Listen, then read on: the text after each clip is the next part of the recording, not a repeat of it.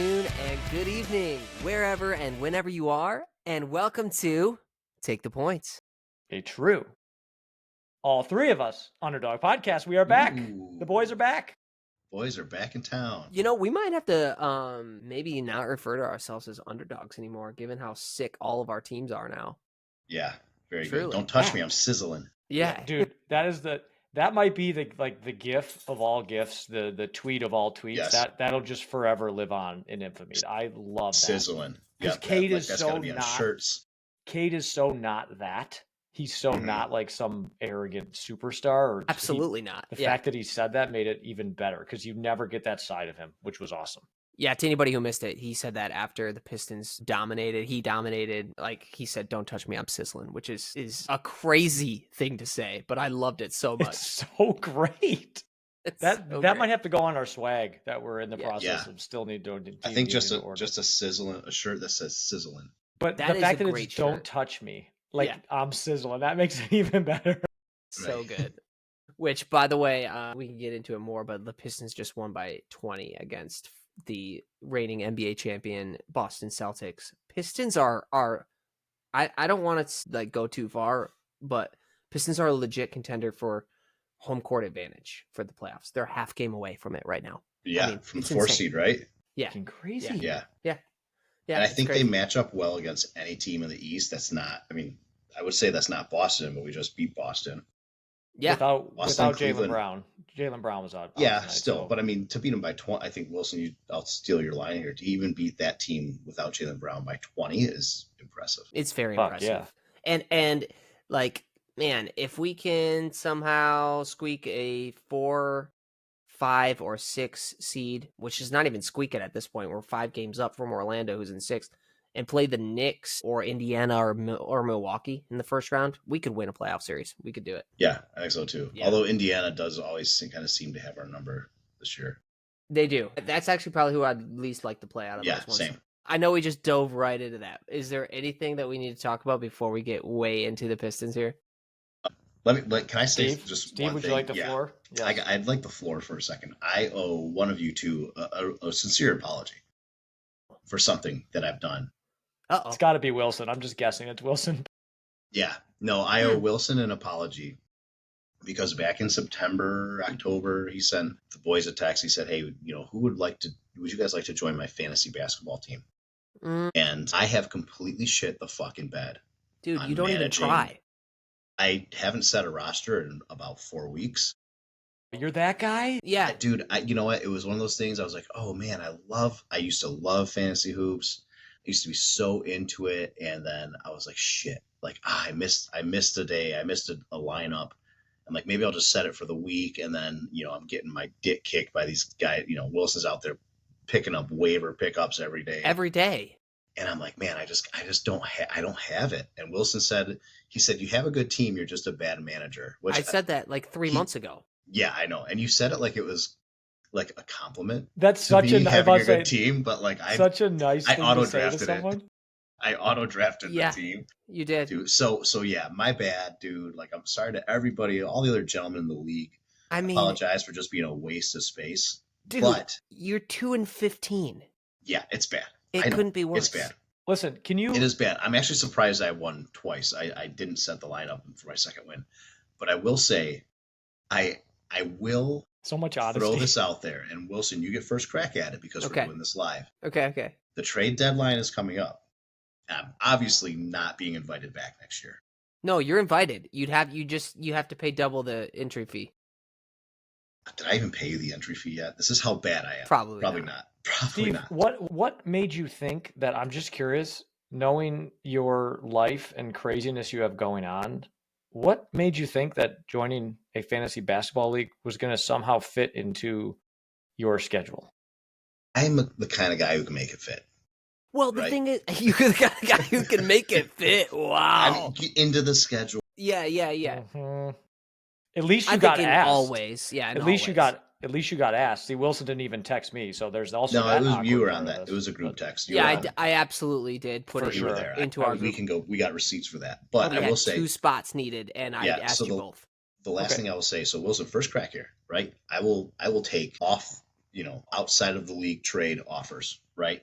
So if anyone has like, some Sky Miles they want to kick me for Giannis, or you want to come over and volunteer 4 hours of labor at my house and, Feels like a side deal. I kick you James Harden, I'm okay with that. See, right? Like, let's get creative here. If you got a family member with a good discount somewhere, let's hook it up, right? I love you can. Hey man, this is a great offer. I will say this league is like guys are dialed in for the most part. There's a couple like who are except not. me, clearly. Yeah, there's a couple others who are like only half in, but the other guys will veto any bogus trades like that likely. But we could try to slip one through. I'm Okay. all for it. I'm all for Okay. it, and Okay. I will put it out there to the couple guys that Let's that let would them be listen. in for Let's this. let them listen Let and them- say, let hey, them this listen. is See if fair. it slides through. Because here's the thing: if no one vetoes it, right, like everybody's got a chance. Then it's fair deal. Yeah. You want James Harden for Dude, you have John Morant, Giannis, Bobby Clinton. I'm down. You've got Siakam, dude. You got Murray, Siakam, Michael Porter Jr., Harden. Like you have a great team, and you just blew it. I did. But I appreciate the apology. I appreciate it. I beat you twice this season, so you gave me 2 wins. Yeah. So I'm actually not that mad about it because okay, fair enough. It helped me out. Fair enough. Yeah, I just feel bad now. I feel bad from people that I beat. Yeah, I don't know how that happened. Yeah, that is embarrassing for them. Robbie's like diving back through the text right now to see if he's invited. He is. He's about to find out that he was scrolling our text chain. Yeah, I'm literally doom scrolling to figure out where to. The best part is, Wilson, I probably would have said no which I obviously did because I know I would have been in Steve's shoes because there's something about basketball that's different than like fantasy football where like I can check in twice on fantasy football and like I'm Gucci. It's like fantasy baseball and fantasy basketball. I've never been able to do it because I forget the lineups. It's like shit. He's like that's the hard part for me. There's a button right on the app that says quick lineup, and you could say rest of matchup, and it'll set your lineup of all the guys who are playing on every day for you, which is what I do every week, and then I make adjustments as I do waivers. I'm trying to keep the league legitimate. I don't want to cause any issues, which is why I chose to take the high road, cut myself out of it. But clearly, Steve overcommitted. So, Steve, I'm sorry huge that overcommit. happened. Huge overcommit. I'm not. Yeah. I mean, I'm not sorry. Well, you still had a good time. You miss 100% of the shots you don't take. Yes. You're the one missing out, man, because it's a blast. And this is my favorite time of year because fantasy basketball, like we're looking at playoffs, implications, like because the playoffs start early, obviously. Mm-hmm. And then we're 3 days away from March for college basketball. So this is literally my favorite time of the year for sports because of Wilson, do you think this is going in a direction that I know we're going to talk about the Pistons. We got to talk about the Red Wings. I got some questions for the boys tonight, but I got to ask. This is a big thing too, like Super Bowl squares with the gambling piece now, fantasy sports with gambling rising. Are you in the minority here, Wilson, in terms of your like approach and like love for fantasy basketball? Because I would bet like 10 years ago, people versus now, like I think they've lost a lot of interest in that because of things like fall in that gambling. Yeah.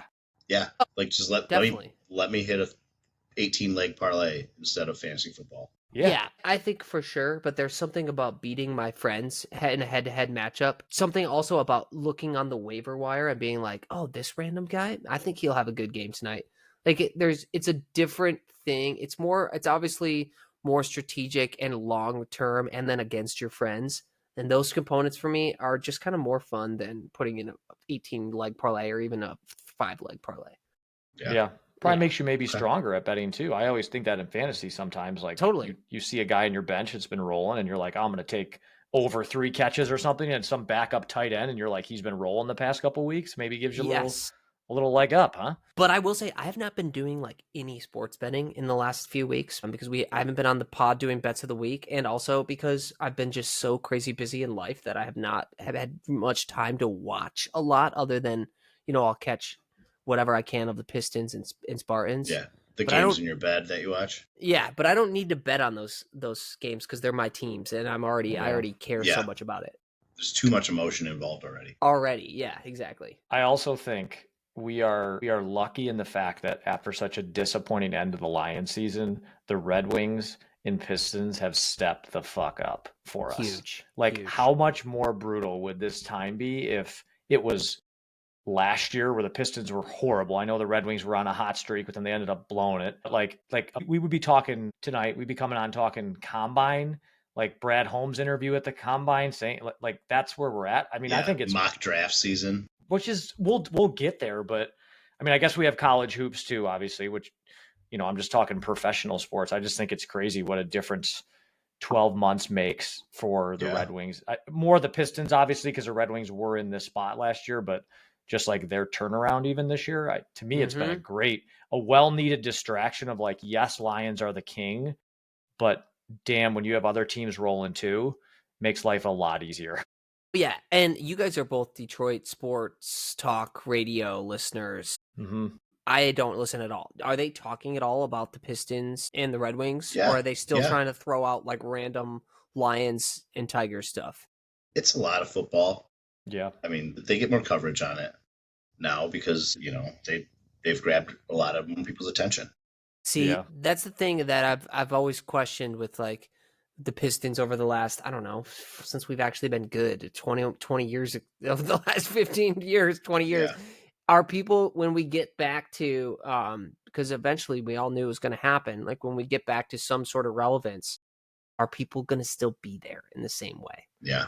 And I don't know, even if we make the playoffs this year, obviously there'll be more watchers, more people caring than have in, you know, recent years, but I don't know if I feel like anybody that I talk to about the NBA now that's not you guys or a couple select friends of mine, they're just like, I don't know anything about that. I don't even care about that.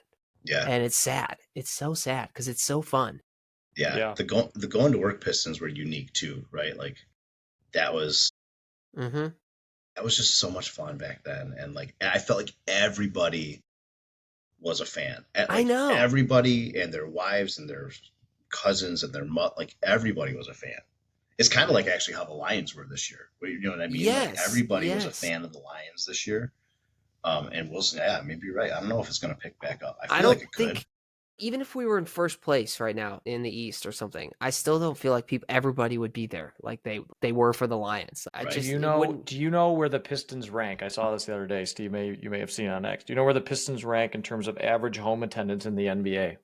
Any guesses on where they 24. I would say probably somewhere in the middle. Give me a number. So what? We got 24. 30 teams. We got 24 for Wilson. Was Steve, 18. Numero 10, boys. Ooh, are you number serious? 10. Really? Yeah. That's just this season? Just this season. That's shocking. Pistons are averaging 18,746 people at their home games. Number one in the league is Dallas at 20,000. So well, I wonder what our capacity is in terms of like ranks for our capacity. Because the only game I've been to in person this year was the game that me and you were both at, Robbie, and it felt empty. Like there was so many sections that were like it filled up a little bit after, but when the game started, I was like, "There's nobody here." Yeah, I actually don't know what the maximum capacity is. I mean, I'm guessing I think it's about 20.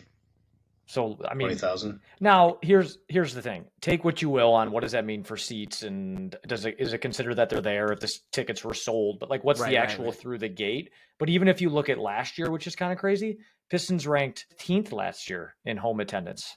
So they've stepped it up. I mean, they've stepped it up, but last year being the worst team in the league, that's crazy. That was brutally like bad. Like the Bulls were number one last year at 20,000, which is crazy. So I don't believe these numbers. Chicago, yeah. I mean, I guess you don't believe ESPN's NBA attendance report. No, that's fine. Fake I don't. news. It's whack. Yeah. Fake news. Does not believe. Okay, we got to talk. We got to talk Pistons wings because this is Steve. I know I gave you a little bit of a sneak peek today, but was thinking about the pod this week and how do we talk about. What are you laughing at? Just keep going. No, Wilson and I are on a different wavelength. Right. Yeah. This is a sports podcast. You two can stick to your inappropriate memes later. It's just funny. I know when Wilson's looking at my tile. Although his screen froze, so I couldn't really tell, but now he's back. Okay. Anyways, let me go. Would you two just shut up for 5 seconds? All right. Yes. Speaking of attendance record, let's talk of time on mic during podcasts. Steve, 97. Wilson, 1. Me, 3. That's 101%. Yeah. Okay, let's talk about this. Pistons, Red Wings, all right? Both teams, as we know, have been on an incredible hot streak, right? Red Wings, since the hiring of Todd McClellan, have been absolutely rolling, right? So they have the most wins in the NHL. They're 17-5-2 over their last, 23, 24 games, almost tops in the NHL. They're right up there in terms of best team since McClellan's taken over. You kind of run parallel with that with the Pistons, right? That we just said won their 8th straight tonight, right? Over the Celtics that I think are number 2 in the East, right? Wilson behind Cleveland. They're securely in this 5th, 6th spot now. I don't know where they are after updated standings tonight. I mean, they're in the 6th, but they're tied with Milwaukee, and they're one game behind They're Indiana. game behind Indiana. Okay. So either way, these teams both currently in playoff position. Red Wings in the first wild card spot. Pistons well securely in the spot. When you look at these two teams together, my first question is going to be, which team do you think, based on where they are now, is most positioned to win a playoff series this year? Would it be the Wings in that first wild card spot or the Pistons in the, call it 5-6 spot? I know what I think, but Steve, I think you know more about, you have a better grasp on the Red Wings than me by far. And you also know the Pistons well, so I want to know what you think.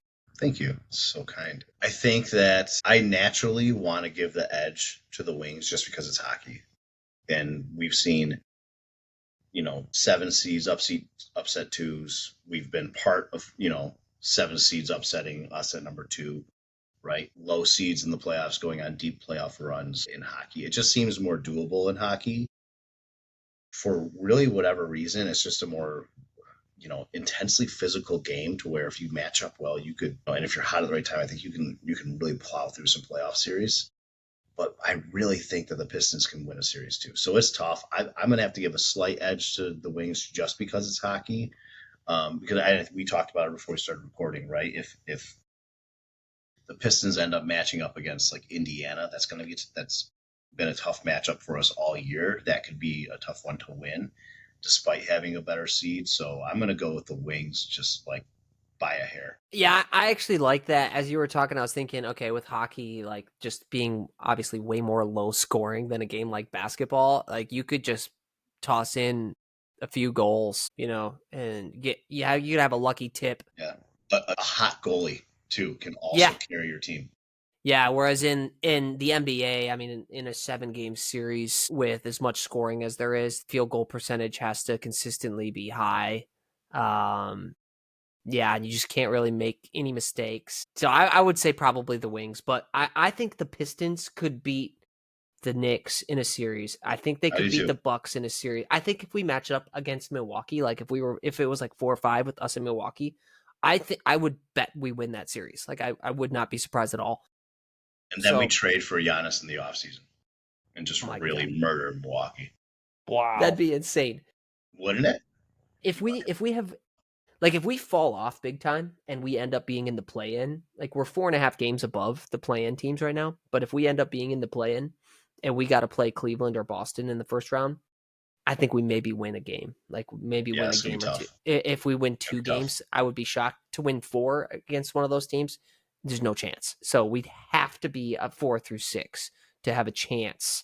And I would still put us at probably like 30 to 40% chance to beat Indiana, 55% chance to beat Milwaukee, 40% chance to beat the Knicks. Wow, that checks out. That math checks out for me. Yeah, I was going to say, I do feel like it's a good call on the matchup can drastically impact what this looks like. It's more so like which team do we feel is best positioned to pull off a playoff series victory. I actually think the Pistons, just because I'm probably the most dialed in between the three of us in terms of watching hockey. And I think the Red Wings are good, but I think they have a ceiling where I think when you look at the Pistons, the way that they're playing right now with Beasley playing out of his mind, Cade is just transformed into another level that I honestly did not think was possible. And you guys know how I felt early in the year. It. Yeah, he's okay.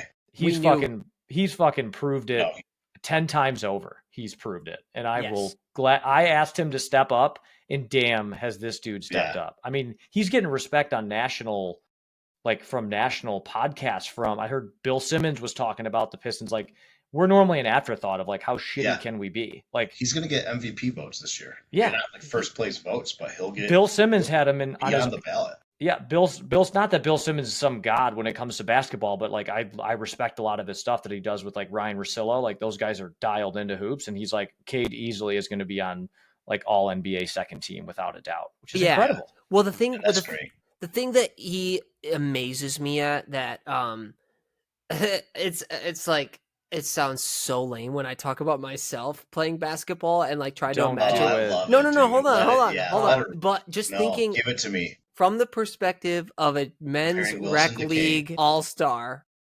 Are you all men's rec league? Not even close. But thinking from a player perspective. Yeah. The thing that amazes, let me be the player perspective for us here.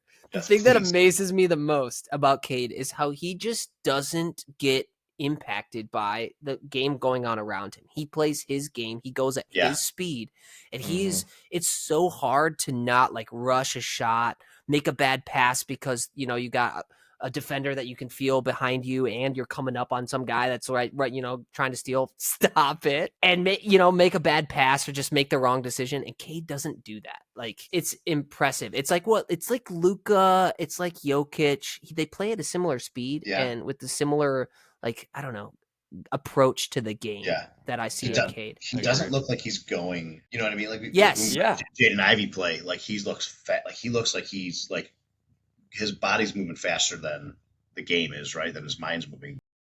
Cade looks very like methodical, very deliberate, and he's not fast, but like next thing you know, he's like just beat two defenders and he's got an easy layup. It's like, I don't know. It makes no sense. He just processes the game like perfectly, I feel, for his skill set, which is great as it is, right? I think he's just like got that perfect and high basketball IQ. And I was telling my buddy Rich this too about the cast of characters around them now. I feel like everybody on this team has a pretty good basketball IQ.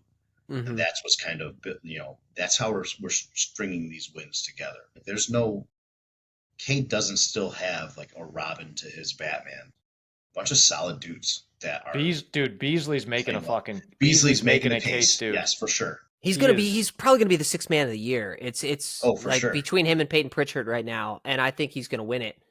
Yeah. However, I am slightly concerned because on this crazy run that we've gone on, listen to these 3-point percentage numbers by game for Beasley. This is not sustainable. It's incredible, but it's not sustainable. Right. 67%, 57%, 60%, 38%, and then 55% tonight.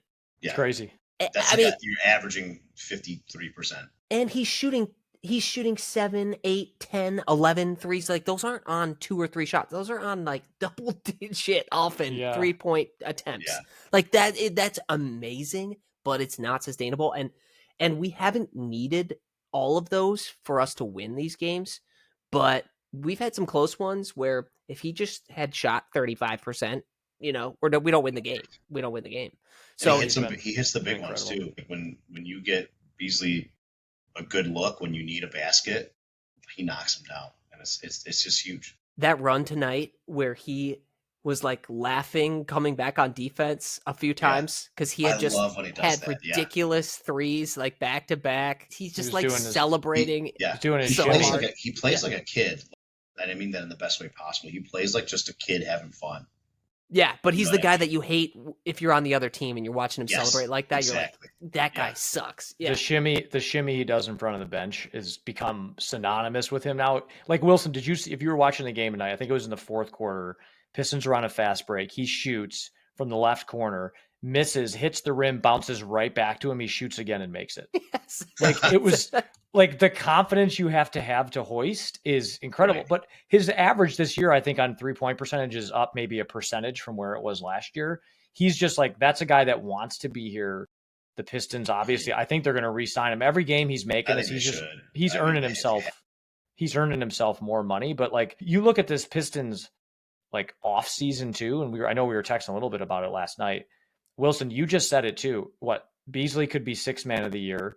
You could have Cade. We'll see what happens with most improved player of the year. I don't know where that's going to go. You could have JB Bickerstaff in there for coach of the year. Those are three three spots that, like, again, JB may not win it because it may go to Kenny He's a Atkinson contender. or- He's still a Right. contender. But like you're So, in the yeah. you're in the graphic, Steve, right? Like Valenti says, on like those are three guys that are going to be legit in those votes. And Steve, didn't you say Cade may get some MVP votes? I mean, that's ridiculous. I think he will. I think, It's incredible. Not, What not an first offseason. place votes, but he'll be, the third or fourth or fifth guy on some voters' ballots, and that's going to be great for him. And it's just deserving too. Name 5 players playing better than him right now. It's going to be It's hard to do. I don't know.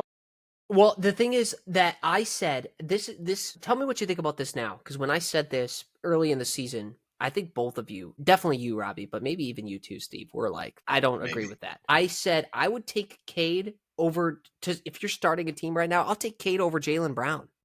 Like, I agreed with you for sure. Now it no. seems you said no. You said, "Are you kidding me?" But now it seems so obvious. Like it doesn't even seem. To me, it doesn't even seem close.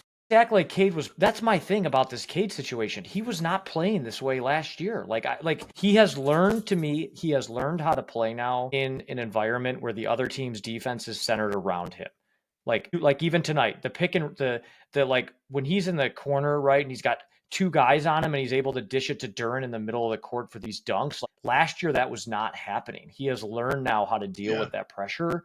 And like, I think that's what has made him the biggest difference. And a guy like Beasley, a guy like Tim Hardaway, a guy like Tobias has just eased the pressure on him where like watch him bring up the ball now versus even 15 games ago.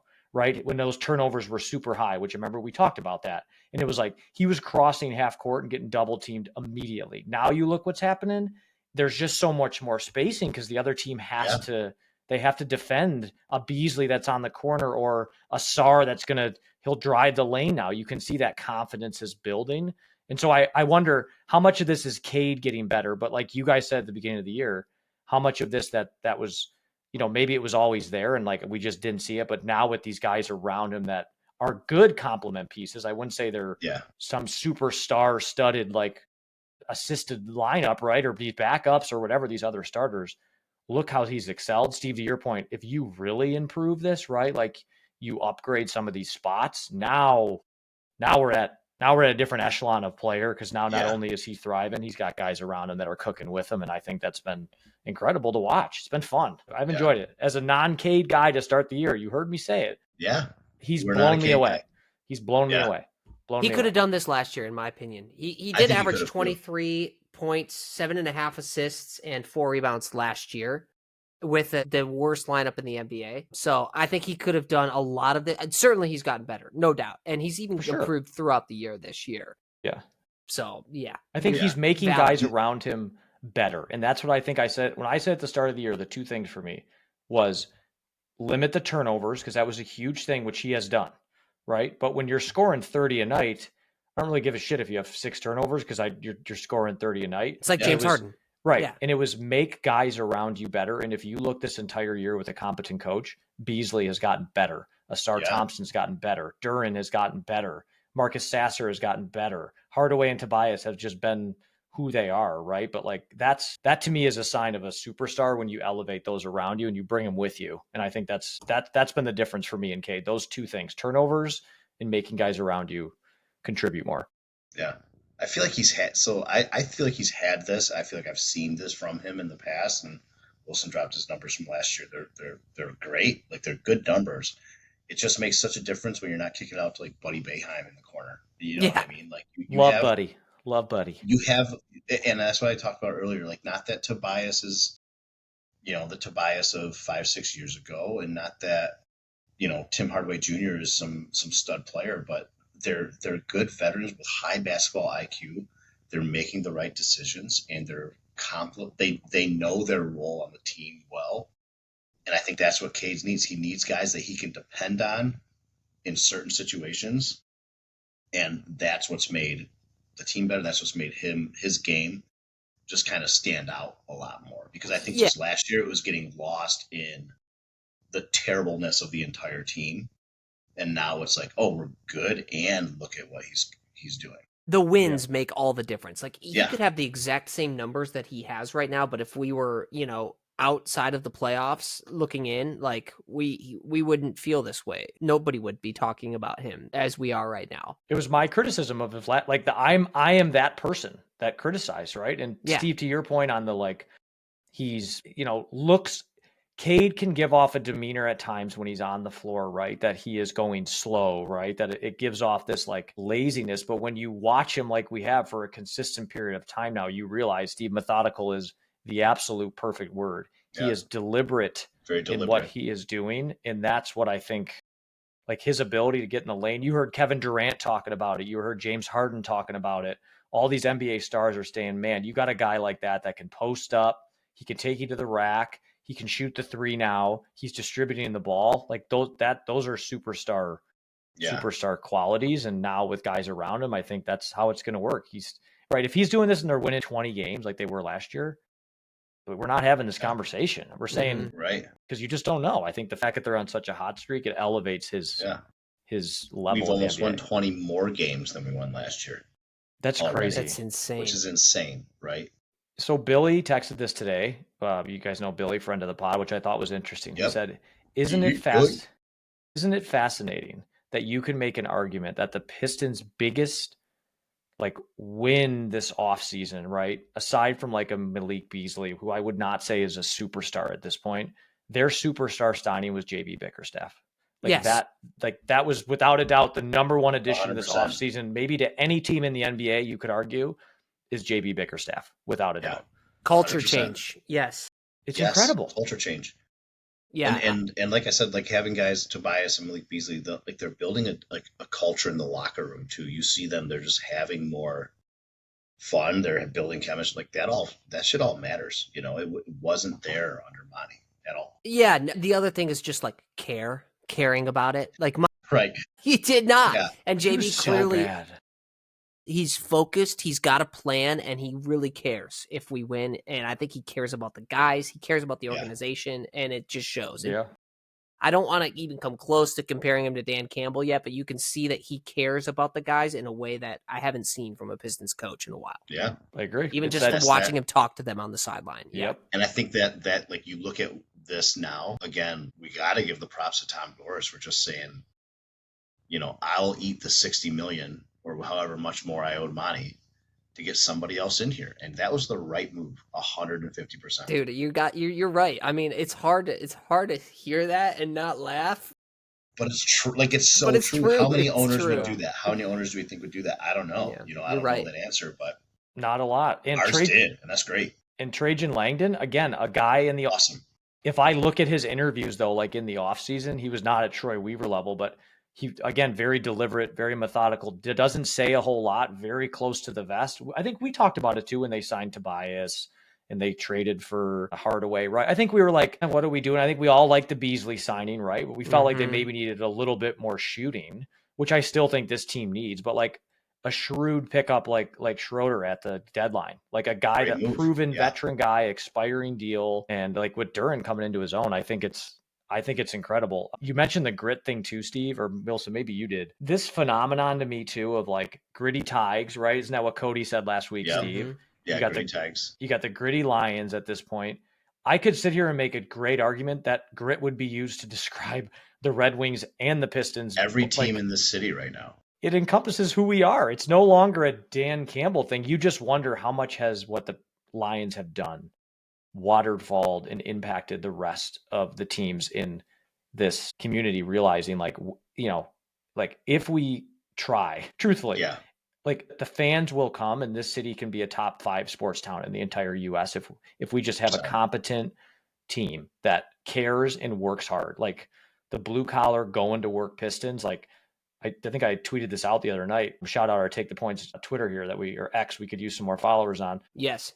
That like I haven't seen this type of tenacity on the defensive side of the ball for the Pistons, honestly, since that team disbanded, since our championship team disbanded. None of the teams with Griffin or any of those teams, like no one had this. No one.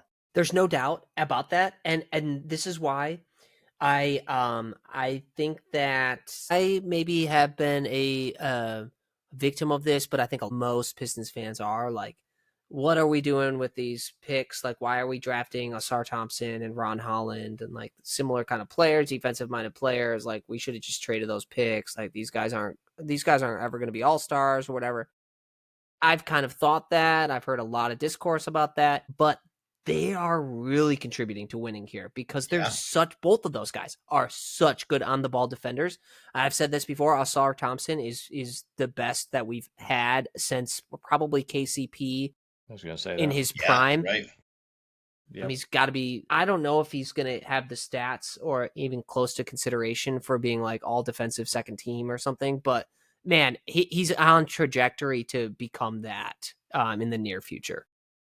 Yeah, absolutely. He's been real. He's been, his length too has been major. Do you guys like this comparison too? This is my dad said tonight. Is Ron Holland the JMO of the line or of the Pistons? Like this, like either it's 100% go or like, right? Because Holland's out there mixing it up with people too. And he sometimes does make these horrible plays, but damn, when he gets going and he goes to the lane and he can put in these acrobatic shots, it's like, is that the JMO version on the Pistons? Where like, you don't know what you're going to get. It's fair. I think it's fair. I think this is one, if I was talking to JB Bickerstaff right now, I would say, hey man, what is the deal with like the green light from 3 for Ron Holland? He's shooting 24%. He's not shown any improvement. He's not shown us that he can hit the shot consistently. Like he's shooting a few of them a game and they're a waste of a possession. Like take that green light. Tell him go to the basket or pass the ball. Yeah. Fred he's only 19. Like this is a kid. You got to get him the reps. You got to get him that confidence. Let him get his shot up a little bit in the off season. Like, yeah, great. First half of the season, he's ripping 3-point shots that he's bricking. Tell him now, okay, we're in the back half of the year. We're making a playoff push. We got to take smarter shots or go to the basket. Let's work on that shot in the offseason. We just can't be giving up 3 possessions a game for him chucking up stupid ass threes that he's bricking. That's my only criticism of Ron Holland. Yeah. Other than that, I love him. Yeah, he's been playing well, and we dogged him hard after he missed those 2 free throws at the end of the Milwaukee game too. We said cut him today. That was pretty fucking bad though. That was nasty shit. Yeah. That was brutal. Come on, make one. Yeah. It was terrible. I think Sasser missed 2 tonight too. I'm like, fuck, you're an NBA. Yeah, you got to make it. Wilson can make 2 out of 2. Come on, fuck. Every time. Wilson can absolutely make 2. A funny thing too, just now we're just kind of going off the rails here. Cade, the other night, they did that. There's some stats when they played Atlanta. They're like, the first time 2 players ever combined, each had over 35 points, over 9 assists, and over 7 made 3-pointers. And you look at you go deeper in the box score there. Trae Young, it was Trae Young and Cade. Trae had 15 free throw attempts to Cade's 3. Cade's still not getting to the line. Yeah, and he goes to the basket too. He does, and he takes hits too. You see him falling, taking bumps down there, and he'll drop a 40 piece and with 5 free throw attempts. It's insane. But I think part of that is the speed thing, where when a guy's flying to the basket like so crazy fast, it's a bang bang play, and like they can't really tell what happened and they just call foul. And for Cade, Ty goes to the ball handler. Yeah, he's not really doing that. He's not flying to the rim like Ja or like Jaden Ivey does, and so he doesn't get those calls. Yeah, he's been Cade, Bickerstaff, the whole deal. Where would you rank JB Bickerstaff right now in terms of coaches in Detroit sports history that have joined a team in the first year? I have some names here that have had who could you argue has had a bigger impact when you look at where the Pistons were? Now the full season's not over. They could tank. Like there's a lot that could happen here. First year, right? Yeah, like this is first year. And you could also say for the Red Wings, like Todd McClellan in his first, whatever I just said, 23 games is 17-5-2. Yeah. Like both of those 2 coaches have been incredibly, incredibly valuable. But you just think guys that have had a bigger impact, given the talent of the team too, should also be taken into consideration. But I have my number 1 that I think is probably in Detroit sports history, but I'm curious your guys' take. Well, the one for the Pistons that jumps out to me right away is Rick Carlisle, who immediately took us to major improvement. He didn't end up, being around for the championship because it was Larry Brown who joined us and took us to the next level. But Rick Carlisle, gave us a big step up. But was Rick Carlisle his first year? Did he have that immediate impact? That's my thing. Because I actually was going to. That's what's tough. It's like I remember these guys having impact, but was it the first year? Like I think of Scotty Bowman. Yeah. But right? was that right off the bat? And how good was that team already? Yeah. Dude, no. Listen, Rick Carlisle joined the Pistons 01-02 and immediately had a 50-win season and did two in a row. Yeah, that's huge. Like, they had the year before. Yeah. What was the Pistons record? 2000, 2001. I was going to say you could make an argument for Larry Brown just because they literally fucking won a title, but he took over a title too. He took over a loaded team that year. Great team. Rick Carlisle built. Right. That was a great move. And Rick Carlisle built. And it was a great move to hire him. Like he got the title. And so 32-50, the Pistons were the season before Rick Carlisle joined, and then they won 50 games 2 years in a row. So that's my answer. Yeah. So Rick Carlisle. Okay, and it can be Wilson. It doesn't just have to be for the Pistons. I'm just thinking, like, and there's one big one that I think I'm curious if you guys will get it. Steve, you have any other thoughts? Is it Jim Leland? Yes. This one, yeah, because that was the 06 year, right? Went to the World Series his first year. Yeah. Wow, good call. Yeah. That was not again. That I had some assistance on that one. This again, you guys know people are talking about the Pistons. Like you guys brought up earlier. Like I got text chains going on with my buddy. You guys know Billy, my buddy Walsh, all these other people that are like they were asking these questions to each other. Like, is this the greatest coaching job? And like people are there's discourse about this. Like there's conversation, which is more than we've had. But he's great. I mean, you think the season's not over yet, and you've improved your win total by 20 wins almost already. Yeah. Which is insane. Like any team now, given like that delta doesn't matter as much when the base number is so low at 14 wins last year. Right? It's like, when Wilson tries to get me on crypto and says he 10x's his profile, but his portfolio, but it's only $100 to begin with. Wow. But shots, you know what I mean? Big shots. To go from 14 wins to anything is going to look like a monumental shift, but name me another team or another coach that goes in and gets 20 incremental wins before just after the All-Star break. Yeah, and they're not fake. Like these are like I think we have belief that this team is not only built for this year for the long haul. It'd be different if they acquired 3 off-season superstars, right? They had one good year, like, and then all the guys left, and that was it. Like it feels like this is going to be a sustained thing. But if you look at what the Cavaliers did, right, Wilson, you brought up Rick Carlisle and Larry Brown. Look what the Cavs did last year, right? Getting rid of J.B. Bickerstaff, who was their Rick Carlisle, going after who they think Kenny Atkinson is going to be their Larry Brown. Like they're having a hell of a year. We'll see in the playoffs. But like JB's been doing this for a couple of years. He just couldn't get it done in the playoffs. Man, like that was really good, Robbie. You just took that example and applied it very, very well there because that is exactly what they did. They said, okay, he got us here, but he can't win. Let's get somebody who's going to maybe win the whole thing. And the Cavs are like a favorite right now. Yeah. Cavs are crushing it. Yeah, they're killing it. Anyways, just a really fascinating discussion. I know we didn't cover a ton on the wings, but like I think it's because I think there's been a lot more pressure on them to perform this year. They started off so shitty, but it shows how bad Derek Lalonde was and Steve Yzerman's worst decision was to bring him back for a third year and then fire him 20 games in. Like at that point, if you knew he was on such a short leash, why even have him come back? It made no sense, but thank God he was smart enough to get rid of him. It's just the parallels between the Red Wings and Pistons of like coaching change, culture change, Larkin to Cade. I know Cade's probably more of a superstar, but Larkin's the star of the Wings. Yeah. Like he shined in the Four Nations, right? Like he was all over the place for the US, and look how much better he's been with these seasoned veterans around him, these young rookies contributing. That's the foundation that builds for long-term success. I just think the parallel nature of both of those teams is something cool that I'm happy. It's fun to be a part of right now. You know, who's been crushing it for the Wings since I haven't, to be honest, been really watching. It's been Raymond. About DeBrincat. DeBrincat started off really tough this year. No, he's been rolling. He's been rolling it. Yeah. Larkin, nice. DeBrincat, Simon Edmondson on defense. Moritz Seider's been great. Elderblom's been incredible, just like a tall forward. Cam Talbot in net has been great. And Larkin's just been the catalyst of it all. He's just like, you think that guy's still, this young player. It's like he's been in the league for what, 8-9 years now? Like it's crazy. Like he just hasn't, think about it, he hasn't been to the playoffs Like, I think his first year they made it, and that's it. Wow. Like, it's crazy. And so he's not at the Cade level because Cade's obviously younger than Larkin, but I think it's those two guys are leading their teams and they're making guys around them better. And it's fun for us fans. It gives us some release from the. It's crazy. Like you mentioned, the guys that are help. Aside from DeBrincat, most of those guys are the Yzerman, the Yzerplan, right? Yeah. They're homegrown, talented guys, and it's tough when your year set. Like, I know there's a lot of.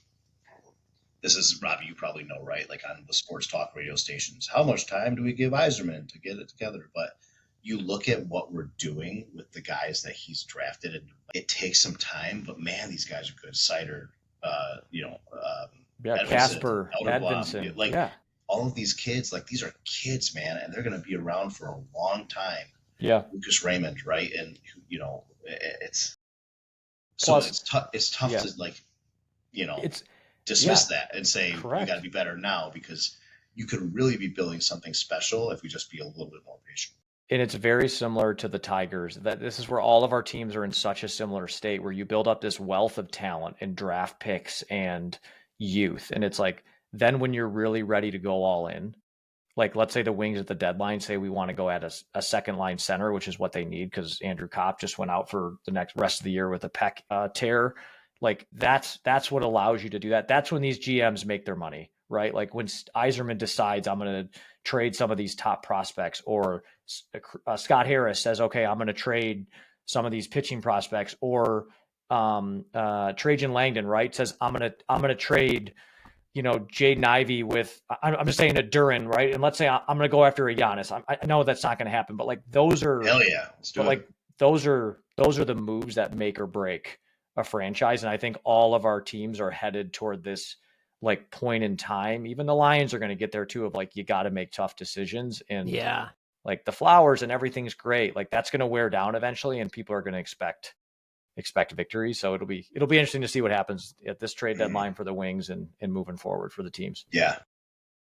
Good stuff, guys. Speaking of good stuff, Wilson, we got to talk about your Spartans. Man, have they been fucking good. What a win tonight. Trey Holloman with a half quarter to win it over Maryland on the road. I was not expecting that. So I jumped up from my seat. Jackson Kohler misses the shot on the Michigan State side of the floor that would have put us up 2. It's a tie game. We had just blown the lead. Jackson Kohler misses the shot. Maryland comes down. And I'm like, oh my God, they're going to get to take the last shot. It's like we're hoping for overtime. For some reason, they go early. We get the ball with 2 seconds left. Jackson Kohler gets the rebound and makes a great pass out to Trey Holloman for a wild beyond half court shot. And I'm like, of course it's not going to go in, but I'm still standing up saying, go in, go in. And dude, the way that my wife reacted, she was like, oh my God. I'm like, wow, I've never seen that out of you. It was so sick. And that is just like, you need some of those if you're going to win Big 10 games on the road against ranked opponents. We've played like 4 out of our last 5 games have been against ranked teams. Michigan State is freaking rolling right now. Yeah. I love when the wives get fired up about the sports. Almost never happens for mine. Almost never. But when it does, you're like, what? Yeah. Okay, you get it. I've been trying to like my wife and I, it's trying to explain. Sometimes I'll be like, all right, like in basketball, right? It's like, okay, there's 2 conferences, or NFL just got huge. And it was like, she'd be like, wait, are they in the NFC or the AFC? Cause I'd be like, there's a reason why I have to watch this game for 3 hours on a Sunday night instead of watching some stupid show. It's like, no, we got to watch this, this Packers, this Packers Rams. Yeah. It's like, cause it matters in the 1 seed. If we get the 1 seed, we get the home field. And it's like, you gotta bring them, like and again, I know there's a lot of wives out there that are like, probably know more about sports than we do. But I think for the 3 of us, it's how do we educate our wives so that one, it's selfishly, I also then get to watch more sports, because if I can get you halfway interested, now we're cooking with gas. No, if I said that to my wife, like, we got to watch this Packers game because it's going to impact the Lions, she'd be like, absolutely not. But when it's a half-court shot at the buzzer, I don't even ask. She's into it. We just turn on Love Is Blind. Yeah. Which, by the way, I'm watching too. And or I'll start watching this. You watch on the cell phone. You have an 80-inch TV in front of you. I'll get FanDuel Sports Network up on my phone. But Wilson, Love Is Blind is dope, dude. That's a great show. awesome. Which, by the way, guys, and this is like, maybe I shouldn't be saying this, but for all of you out there who don't want to pay for FanDuel Sports Network to watch Detroit sports, the hack that I've recently found is you just buy a super box, which have you ever heard of the super box? I think so. Is that like it's just like you get everything ever? You get everything. And it's $180. I bought it on Amazon. One time buy, and then you don't have any monthly fee, and you get every single like TV channel that you could possibly imagine, including Big Ten Network, including FanDuel Sports Network, ESPN, everything. And you also get all of like the Hulu, Netflix shows are also on that on video on demand. So if you want to watch Detroit sports and you don't want to pay for FanDuel Sports Network, just get a super box. Do I get a felony charge with this too? I was going to say, it feels like this comes with like some time. Dude, it's on Amazon. Like you're doing like a month in county, but I'm you don't have to pay a cable bill anymore. It's epic. I canceled my cable and I canceled the FanDuel Sports Network, and I can still watch it all. I was thinking the same thing. Yeah, this is great. You just get 6 months at Guantanamo Bay or whatever, and that's it. You out. It's like when, like, if you ever got like the emails or something that like, we saw you downloaded this song illegally, and you're like, shit, and you're like in college, and it's bro, no, it's for real. You got to check it out. But enough about that. The Michigan State. Yeah. Sorry, go ahead. No, Wilson, I was going to say, you led me with my transition to get us back on track. Do you think this Spartan team is real? Because I think it's a good question. Like, what do you think their ceiling is? Like, do you think this is a Tom Izzo team that could make a run to a Final Four? Absolutely. I think they are contenders for national champions. I think no doubt. It's going to depend on, can they do, there's three things that they need to do in my mind that will make them have the chance. Number one is they got to limit turnovers. They did pretty okay in the back half of the game today, but like if they're 15, 16 turnovers in a game, they're going to struggle. Which killed them last year. It's killed them the past couple of years. Pretty much since Cassius left, they've had really sketchy guard play, and they've had some not great turnover margins, which is, you're not going to win that way. But Fears is a capable ball handler, and he's improving even throughout this year drastically. So I feel pretty good about that. Defending the post, we really struggle with. Indiana absolutely crushed us. That was the last game we lost, was Indiana, because they're guys who weren't even that big, just dominated us down low. Like Zapala and Kohler have to step up and be able to play good post defense, because if we run into a team in the tournament that's just got a good big man who's got some good post moves, doesn't even have to be a star, those guys hurt us right now. So they need to step that up. And then lastly, we cannot be shooting 25% from three every game and expect to keep winning. I don't know how we're doing that, but night in and night out, we're shooting 25% from three and winning. And that you can't do that in tournament time and expect to go on a deep run. Like, you got to at least be shooting 35% if you're going to be shooting any sort of volume of threes, which you kind of have to in order to win now. Yeah. So those are, if they can even do like 2 out of 3 of those things, I think they got a good shot. Then they got a good chance. Yeah, they do. I would agree. The 3-point shooting for me is huge, and they've been one of the best fast break teams in the NCAA this year, which I think is key for them, right? Like, they are just running. But I also think they got a deep rotation, which makes, like, to your point on, they're just throwing big guys at these other teams' bigs, right? When you got Kohler coming in, you got Cooper coming in, right? I know Zapala doesn't really play necessarily, but like, they're just throwing bodies at guys, right? And I think that's what they're going to end up doing. Like, I think it was a couple of weeks ago, right? Running into foul trouble, and it's like they're just a rotation, but that allows them to run, because I think they got all these fresh, like, you look at a guy like Trey Holloman, when he comes on the floor, just like instant energy, just like the way that he plays. It's weird because they don't really have a superstar, right? They don't have a Cassius Winston on this team, but they do it in the aggregate, right? In the sum of all the parts, when they're all going together. Like a Jackson Kohler, 2 weeks ago, has a game of his life, right? He's making threes. Like, it was like, where has this been in your career at Michigan State? And I'll be curious come tournament time. You know how this always goes with Izzo. Sometimes he has an underrated team. They tend to sometimes do better versus when he's got these big boy teams, right? That's where we see, like, man, maybe an early exit in the Big Ten tournament, which I feel like state years. But I feel like he likes that sometimes. Like, great, we got kicked in the face. Now we're like getting the iron sharp for the tournament, which I think is just fascinating. Yeah, we'll see what happens. We look like we're going to be a 2 seed. If things go poorly for the rest of the year, we might slip to a 3 seed, but I'm good with either one of those. We do have, I agree that we don't have a superstar, but we have an emerging star in Jace Richardson. Freshman. He's been so good. He's been unbelievable the last 6-7 games. He's clearly the guy now. We want the ball in his hands when we need a bucket. Yeah. And I am now fearful that he's going to be a one and done, and because he could be a lottery pick.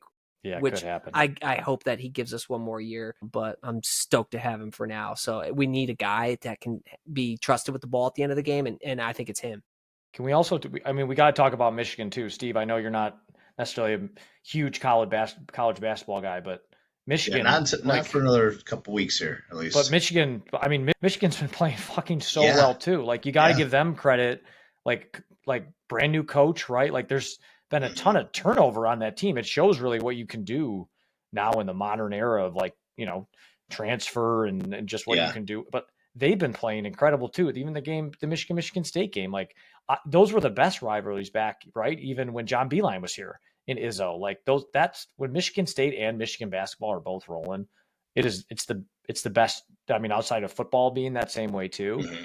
Like when both those teams are going, but I think Michigan's got an extremely high ceiling too. I mean, they've had some games where they've been up and they've had some trouble closing these games out. I feel like every game they've played has been a 2 or 3 point game. I think Michigan's got just as good a chance. I mean, Wilson, what do you think? They're probably sitting on a 3 seed, probably 3-4 seed, I would think, in the tournament, with State probably at the 2-3 line, depending on how things shake out. So they're going to get a favorable matchup.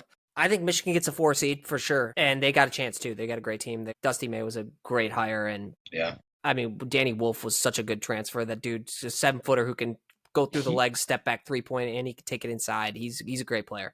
That's the guy in March.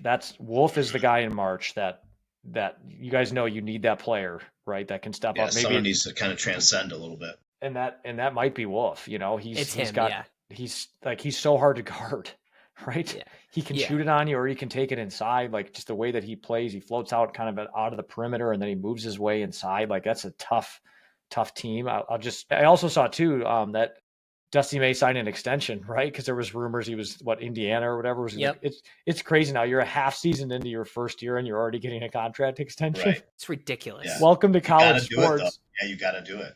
Yeah. No, it's the right move to give him that extension. He's been great. Look what he did in the portal. Like, I think him versus Izzo, over the next couple of years, assuming Izzo sticks around. I mean, if he gets his title this year, who knows? He may bounce, but that's going to be a good rivalry for years to come now. I think both teams have kind of entered back in. State's kind of always been there. Michigan had its up and downs, right? Where they've had a couple of years, they'll fade in and out, but you got to give them credit too.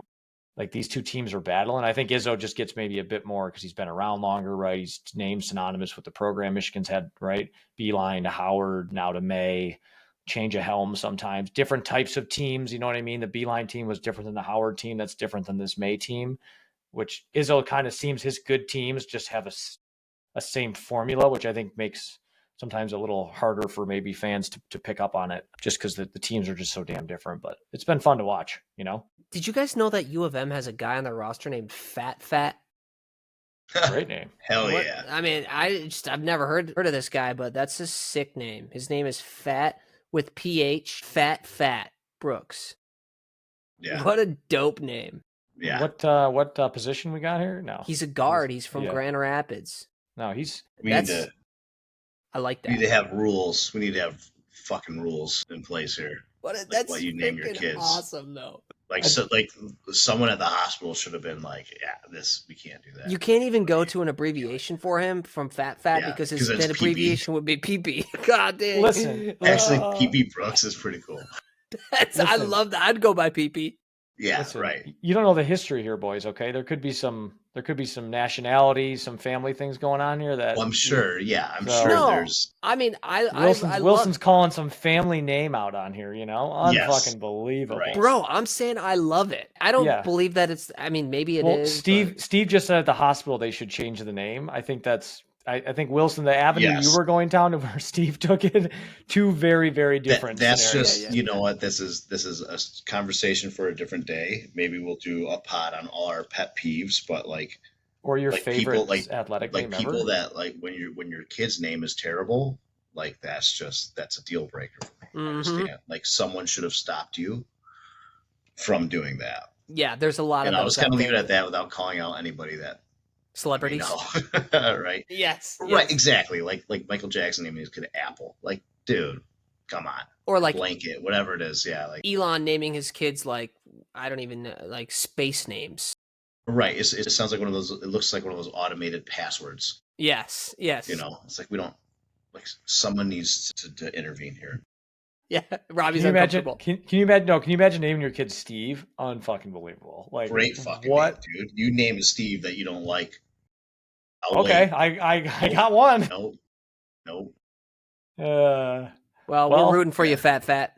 Yeah, PeePee Brooks, fat- we're rooting for you, Come on, PeePee PeePee Brooks. Yeah, that might be what Kool-Aid McKinstry. There's been some damn cool names though that we've seen. That one, Yeah, right. Fat's just legit because it's the double. It's Yeah. just like, Yeah. you like the name Fat? No, we're hitting you We're again gonna be with the Fat. Yeah, right. Yeah, and the PH is definitely legit. I did not think we would be talking about Yeah. Couple names hard on turns this pod, but this pod. What are we doing here if we're not having fun, though? Come on, guys. That's Right, what we're exactly. doing. We're talking That's what it's sports, all about. talking names. We're an underdog podcast still. We will still be an underdog podcast because we are underdogs. Are you okay? sure? We Okay, are. for sure. We are the teams may be rising, but you know what? We're always gonna have a Yeah. chip on our shoulder. We're Yeah. from Detroit. You We're gotta just play three that little way. guys. We're three little guys, Yeah, man. you gotta play that way. That is accurate. We are not the tallest of any people Well, in this Yes. world. I would call Steve a jacked. I can't Thank even you. call you a little guy because you're so jacked. But You Chemically can say- assisted, we but can- yes, Yeah. we can say Steve would not be passing protocol in the NCAA right now. You're right. No. I would be suspended indefinitely. Who was that? JMO that got suspended? He was like, I didn't know what was in there. I didn't know. I'd be like, I Whoops. absolutely knew what was in that. I'm sorry. Steve, we have pictures of you. Yes. Okay. Yes. Yeah, you're right. Yeah, you got me. Yeah. Just look at Anyways, my HSA balance. We're also working on a couple shout outs too. We're working on a couple more guests. I hope everyone enjoyed the conversation last week with Cody that That was Steve and awesome. I had. Yeah. Really, really awesome discussion. I know we're working on a couple guests coming up over the next, hopefully 2 to 3 weeks heading into March Madness. We got a couple people locked in. Then come Tiger season, we got another kind of like, I'll say media personality maybe be coming on, another beat writer for the Lions also coming on maybe right after the draft. So kind of hope to mix and match here with some of us just talking and bring on some guests. But we got to pump and push the social media here. We could use some follows on X. It's at Take T Points is so at Take just the letter T and then points on X. And then I know Steve, you got some of our YouTube channel stuff up. If you can subscribe to that would be great. It would help us. And then obviously Spotify, Apple Music, where Wilson puts all the podcasts up. But it'd be nice to get some more followers and help these underdog guys out, absolutely. Yep. Just so everybody knows, Robbie's been putting in the work. So big respect to you, man. I'm reaching out to guests and getting all of the socials up and clips going. And Steve, I know you've done some clip editing. So man, you guys, all you listeners, just know your boys are putting in some work here for this pod for you guys. There. So I hope you trying to give the good content. Yes. Better than just us talking about PeePee Brooks. It's like we can get someone coming that actually knows their shit, right? And talking about maybe the Lions draft or something. I mean, we haven't gotten any players yet lined up, so I'm still the player perspective. Well, let's get PeePee Brooks on. I'm working on it. Let's get PeePee Brooks. Guys, I'm working on some players. Some player perspective? Okay. It could be happening. Let's just keep plugging a little bit. I've always loved our comments that people drop about how much like I suck or something. But if there's someone else, like if you guys got ideas of people we should try to have. Yeah. Which let me read a comment. I gotta read a comment because I know we've gotten some recently and I haven't read one in a while. So let me read one on air for us before we hop off here. All right, let's pull up most recent. We love some live feedback. Dude, of course. And hopefully there's nothing, because I'm going to read whatever's the top one. So I hope it's appropriate. Okay. All right. Me too. Okay, so we got Darko was an absolute zero. Torque at least provided some glimmer of hope, but in the end, the result may be the same disappointment. That was me. That was me responding to a comment of someone saying, you said that. Drafting Torkelson #1 is starting to look as damaging as the Pistons Darko draft pick. I didn't realize you could even respond. You responded. Oh, nice. Okay, that's coming in hot on the Torque. Yeah. Darko's on another level. At least Yeah. Torx contributed a little bit. Darko did nothing for us. Darko did nothing, but Darko was not just like we drafted that guy and no one else would have taken him. Darko was highly touted in that draft, and he did all the right things. He had the great workouts with a lot of teams. But the problem was that Dwayne Wade and Chris Bosh were right after him, and Carmelo Anthony. True. That's why. And in hindsight, it absolutely was the wrong pick. But at the time, they thought this would be like the next Euro. Do we make this? Do we make the Sheed trade if we got Carmelo? Like, and that's always, there you go. That's good the thing point. too. Although maybe Bosh would have probably been the perfect fit, in my opinion, that year. You mean because he wouldn't have double teamed Manu Ginobili out of the? Well, you just would have had a big backup center. Steve, I know that Robert Horry 3-pained you too. I know it does. Why are we doubling Ginobili on an out of bounds play? What are we doing? It still enters my dreams. Right? Leaving Big Shot Bob wide open. Are you kidding? All that guy does is make major shots. His name is Big Shot Rob. You don't leave him open. Oh, that was so brutal. But so we do look at the comments. Please leave more. We need more. That was like 2 weeks ago that came in. So we need more. Yeah. And Robbie will respond. I will. Apparently, Robbie responds. Yeah. Listen, remember apparently that happens. We set our roles, right? I am guest procurement is what I work on. Okay. Mm-hmm. Wilson, you are our master in chief, our editor. You make sure the pods get up. Would not right? be possible without you. Yep. Steve, you are our social man. You're on there putting logos on our reels. Vibes guy. Right. Like we all play a role on this pod, all to bring you content. If one of us was to fall, the other two would not survive. This is how this works. We are a tripod. We are a tripod, but the biggest contributor is you, the listener. Thank you for listening. Ooh, wow. That makes us a quad pod. Yeah, quad pod. Oh, yeah. Well, thank you all for listening to another hour and 9 minutes of Take the Points. We appreciate you, and we're going to have some more of that great content coming back for you soon. So we will see you very soon on Take the Points. A true Underdog podcast. Sizzling.